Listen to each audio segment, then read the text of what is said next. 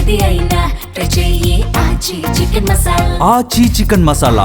మధ్యప్రాచ్యంలో యుద్ధం మరింత తీవ్రమైంది. ఇరాన్లోని అణు కేంద్రాలు, గ్యాస్ క్షేత్రాలే లక్ష్యంగా అమెరికా, ఇజ్రాయిల్ వైమానిక దాడులు చేశాయి. ఈ ప్రాంతంలో అణు ధార్మికతపై ఇరాన్, రష్యా ఆందోళన వ్యక్తం చేశాయి. 2 రోజుల్లోనే 3 కీలక నేతలను ఇరాన్ కోల్పోయింది. కీలక నేతల మృతికి ప్రతీకారంగా గల్ఫ్లోని చమురు క్షేత్రాలు, అమెరికా స్థావరాలు, ఇజ్రాయిల్పై ఇరాన్ క్షిపణులతో విరుచుకుపడింది. అమెరికా, ఇజ్రాయెల్, ఇరాన్ యుద్ధం మరింత తీవ్రమైంది. ఏకంగా ఇరాన్లోని అణు కేంద్రంపైనే ఇజ్రాయెల్ దాడులు చేసింది. అయితే ఎటువంటి ప్రమాదం చోటు చేసుకోలేదు. ఈ ప్రాంతంలో అణు ధార్మికతపై ఇరాన్, రష్యా ఆందోళన వ్యక్తం చేశాయి. యుద్ధం ప్రారంభమైన తర్వాత తొలిసారిగా దక్షిణ ఇరాన్లో దాడులు జరిగినట్లు టెహరాన్ వెల్లడించింది. 2 హెర్మస్ డ్రోన్లను గాల్లోనే పేల్చేసినట్లు తెలిపింది. మరోవైపు 2 రోజుల్లోనే 3 కీలక నేతలను ఇరాన్ కోల్పోయింది. ఇరాన్ నిఘా శాఖ మంత్రి ఇస్మాయిల్ ఖతీబ్ను మంగళవారం రాత్రి జరిగిన దాడుల్లో చంపేసినట్లు ఇజ్రాయెల్ రక్షణ మంత్రి ఇజ్రాయెల్ కట్ తెలిపారు. మరిన్ని ఆశ్చర్యకర వార్తలను వింటారని ఆయన పేర్కొన్నారు. ఖతీబ్ మృతిని ఇరాన్ ధృవీకరించింది. ఆయనతో పాటు సీనియర్ అధికారులు మరణించారని తెలిపింది. పిరికి దాడులకు ప్రతీకారం తప్పదని ఇరాన్ హెచ్చరించింది. ఖతీబ్ మృతికి సుప్రీం లీడర్ ముజ్తాబా ఖమేనీ సంతాపం తెలిపారు. ఆయన మృతికి కారకులైన వారికి శిక్ష తప్పదని హెచ్చరించారు.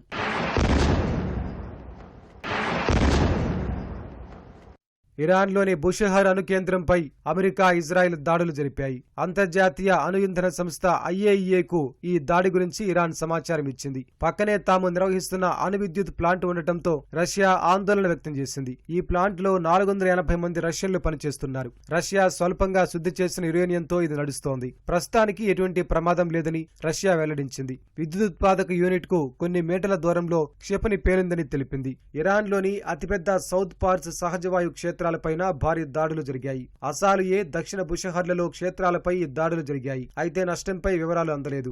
లారిస్తాన్లోని జ్యుడిషియల్ కాంప్లెక్స్ పై ఉద్యోగులు విధుల్లో ఉండగా దాడులు జరిగాయి. ఈ ఘటనలో 8 మంది ఉద్యోగులు, పౌరులు చనిపోయినట్లు సమాచారం.